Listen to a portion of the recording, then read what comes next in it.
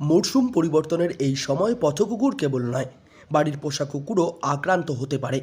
মূলত এই সময়ে ঠান্ডার মাত্রা আরও অনেকটা জাঁকিয়ে পড়ছে। তাই তো এই সময় বহু পোষ্য কুকুর আক্রান্ত হচ্ছে পার্ভোভাইরাসে। তাই সঠিক সময় পোষ্যকে প্রতিষেধক না দিলে এই রোগের আশঙ্কা বেড়ে যাচ্ছে অনেকটা। মূলত 6 মাস বয়সের পর থেকেই পার্ভতে আক্রান্ত হওয়ার সম্ভাবনা থাকে। ভাইরাসের সিম্পটম হচ্ছে মানে এক কথা বলে এই ভাইরাসটা হচ্ছে স্ট্রং ডায়রিয়া।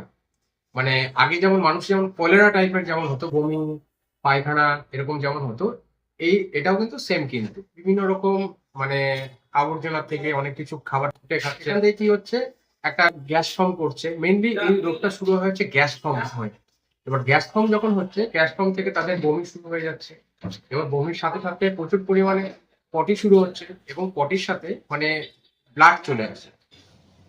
পার্ভো রোগে আক্রান্ত হওয়ার পর বেশ কিছু লক্ষণ দেখা যায় পোষ্যর শরীরে। পার্ভোভাইরাস কুকুরদের জন্য খুবই বিপজ্জনক। একসময় পথকুকুরদের মধ্যে মহামারীর মতন ছড়িয়ে পড়েছিল এই ভাইরাস। বর্তমানে তা বাড়ির পোষা কুকুরদের মধ্যেও ঢুকতে শুরু করেছে। পোষ্য কুকুর কিনে অনেক সময় তাকে প্রতিষেধক দেওয়া হয় না সঠিক সময়। মূলত এই ভ্যাকসিনেশনের দাম একটু বেশি থাকার কারণে অনেকেই বাদ রাখেন এটি।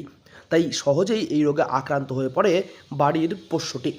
ভ্যাকসিনেশন মানে করান না, তাদের ক্ষেত্রে কিন্তু এই ভাইরাসটা এফেক্টিভ এটা হয়। এটা কারণ এই ভাইরাসটা কিন্তু বলতে গেলে মারণ ভাইরাস, কিন্তু এক ধরনের। আমাদের দেখবেন র্যাবিস ভ্যাকসিনেশন ক্যাম্প হয়ে থাকে। আমাদের কিছুদিন আগে আমাদের প্রাণী দপ্তর থেকে, পশু হসপিটাল থেকে ভ্যাকসিনেশন ক্যাম্প হয়েছিল। কারণ হচ্ছে কি, র্যাবিস ভ্যাকসিনেশনটা এফোর্ডেবল, দামও কম, সেই জায়গাটা আমরা এফোর্ড করতে পারি। কিন্তু পার্ভো ভাইরাসের যে ভ্যাকসিন হয় সেটা অনেকটাই মানে কস্টলি, খুবই মানে দামি ভ্যাকসিন হয়। এই রোগে আক্রান্ত হলে কুকুরদের মধ্যে বমি, ডায়রিয়া, ওজন কমে যাওয়া, খিদে কমে যাওয়া মতন লক্ষণ দেখা দেয়। এছাড়া মলের সঙ্গে রক্তও বের হতে পারে। বাড়ির পোষ্য যদি জ্বর, পেট খারাপ, বমি চলতেই থাকে, সেই সঙ্গে কিছুটা খিঁচুনি দেখা যায়, তবে দ্রুত চিকিৎসকের সঙ্গে পরামর্শ করা উচিত।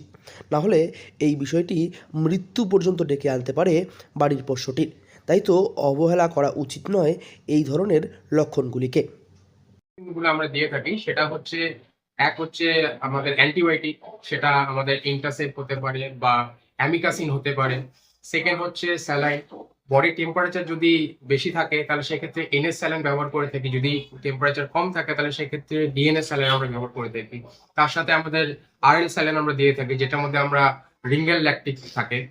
সেকেন্ড, তারপরে হচ্ছে আমরা মেট্রোজিল, যদি প্রচুর পরিমাণে পটি কমছে না, বাড়ছে, তখন সেই ক্ষেত্রে মেট্রোজিল স্যালাইন দেওয়া হয়ে থাকে।